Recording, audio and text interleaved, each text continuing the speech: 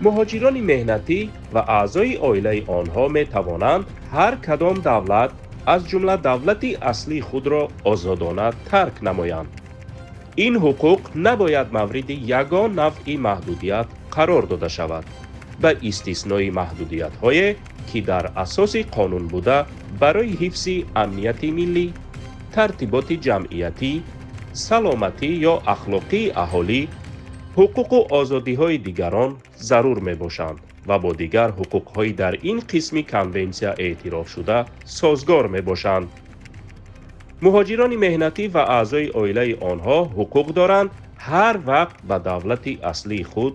وارد شوند و در آنجا بمانند. ماده 8 کنونسیای بین المللی عاید به حمایه حقوق همه مهاجران مهنتی و اعضای عائله آنها